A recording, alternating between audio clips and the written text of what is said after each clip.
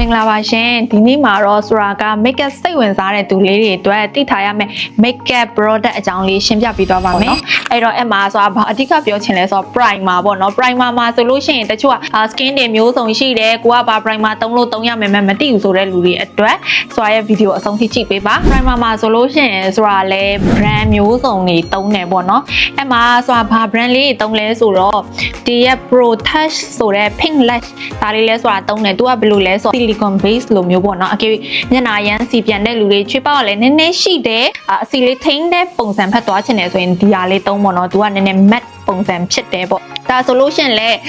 SMA က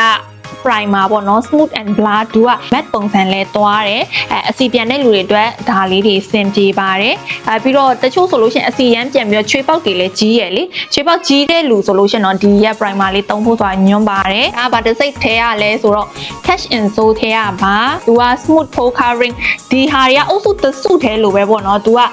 matte ပုံစံမျိုးရဲ့ silicone ဓာတ်နည်းနည်းလေးပါတာဖြစ်တဲ့အတွက်ချွေးပေါက်လေးပိတ်ပေးပါတယ်ပြီးတော့ဆိုတာနောက်ထပ်တုံးတာကဒီ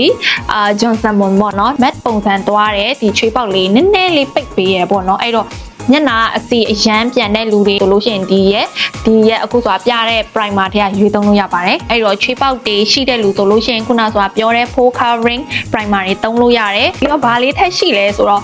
primer မှာဆိုလို့ရှိရင်သူက makeup base ဆိုပြီးတော့အဲ့လိုအဆိုတက်လိုမျိုးပါတာမျိုးလည်းရှိတယ်အဲ့အဆိုတက်ကဘယ်လိုလဲဆိုတော့မျက်နှာ6တဲ့လူတွေပေါ့နော်မျက်နှာ6တဲ့လူတွေအတွက်ဆိုရင်သူကအဆိုတက်လေးနည်းနည်းပါတယ်ဒါဆိုလို့ရှိရင်လည်းအဆိုတက်ပါတယ်ပေါ့နော်ဒီ poppy brown မှာလည်း तू က moisture and primer လိုမျိုးပေါ့ hydrated moisture and primer all in one primer ဆိုပြီးရေးထားတာမျိုးရှိတယ်အဲ့တော့မျက်နှာရမ်း6တဲ့လူဆိုရင်ဒီလိုမျိုးလဲသုံးလို့ရပါတယ် primer ဘာတွေရှိလဲဆိုလို့ရှိရင်ဒီလိုအစီလိုပုံစံကိုကမျက်နှာပြောင် glow ပုံစံလေး make up သားတက်နေတဲ့ပုံစံလေးလိုချင်တယ်ဆိုရင်ဒီလို primer ပေါ့နော်အခုဆိုတာတုံးတာတော့ဒီရဲ့ YSL ထဲရှိတယ် Cara ထဲရှိတယ်ပြီးတော့ Oduo ပေါ့နော်အဲ့ထဲမှာကိုကြိုက်တဲ့ brand သုံးလို့ရတယ်သူကဈေးပေါ်မူတည်ပြီးတော့ဆိုတာတုံးရတဲ့ခံစားချက်ကတော့ပေါ့နော်သူကချောပြောင်လေးနဲ့အကုန်တူပဲဒါဆို brand ထဲသုံးချင်တယ်ဆိုရင်ဒီလိုလေးတွေသုံးပုံမှန်ထဲဆိုလို့ရှိရင်ဒါဒီတစ်စိတ်လေးဆိုဈေးမကြီးဘူးပေါ့နော်သုံးလို့ရအဲ့တော့အခုဆိုတာပြထားတဲ့ primer တွေထဲမှာကွာခြားချက်ကဘာလဲဆိုလို့ရှိရင်ခုနပထမဆုံးပြလိုက်တဲ့ matte primer ဆိုလို့ရှိရင် तू က6တယ်နည်းနည်းတော့ချော်လေးဖြစ်တယ်ပေါ့နော်ဒီ primer ခါကျတော့ तू ကဆိုးလေး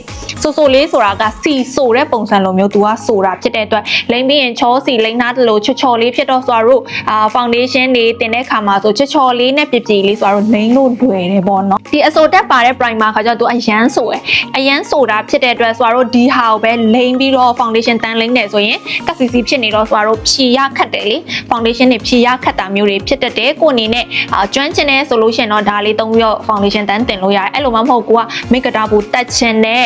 makeup ပူလာချင်တဲ့ဖြီရလည်းပူလွယ်ချင်တယ် solution เนาะဒီလိုချောစီလေးပါတဲ့ဟာနဲ့တွဲသုံးပါ